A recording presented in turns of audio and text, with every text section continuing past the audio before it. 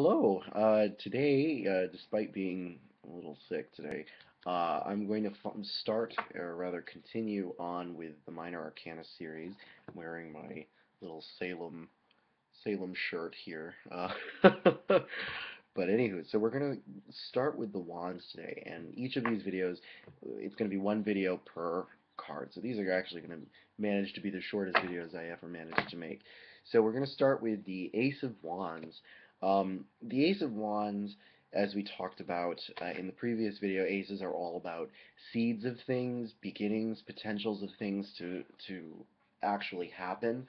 I talked a little bit about the divinatory aspects of the Ace of Wands um, when I did the previous video.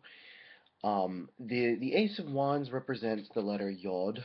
I mean, the entire wand suit really represents the essence of Yod, of Tetragrammaton, which is, of course, the four-lettered name of God, Yod He Vav He, or as tacky Americans call it, Jehovah.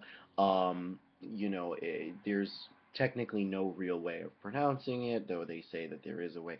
Anywho, Yod is, of course, the masculine letter, the predominantly masculine letter, the archetypal masculine letter of Tetragrammaton, according to um, the whole Hermetic practice, I guess. Um, so all the wands are particularly masculine. Um, the ace is, of course, very phallic. That's hence the image of it is pretty much just a big old club, um, or a staff, with, of course, the 10 yods on it. Those little flames are, of course, yods, the Hebrew letter yod, and there are 10 of them in the positions of the Sephiroth, of course. This is all very kind of self-explanatory.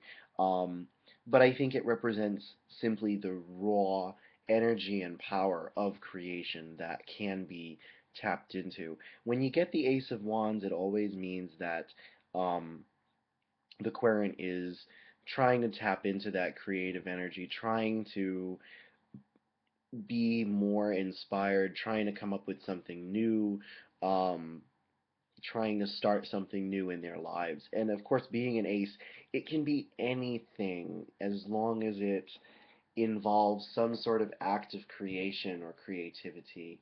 Um, or even just something that someone wants to put a lot of energy and a lot of effort into. The again, the aces are so dreadfully ambiguous in a reading that they're sort of the one card where the reader is allowed to really ask to really ask some questions, because otherwise it becomes too general. Um, and I find them very unspecific, but they're supposed to be. And that's really what the Ace of Wands represents to me. The aces, because they're at the very top, are very pure and very simple. They're not particularly esoteric. Particularly the Ace of Wands. The Ace of Wands really is just about raw, masculine, creative energy that may or may not actually manifest into something. Um, and yeah, that's about it. So next video we'll do the Two of Wands.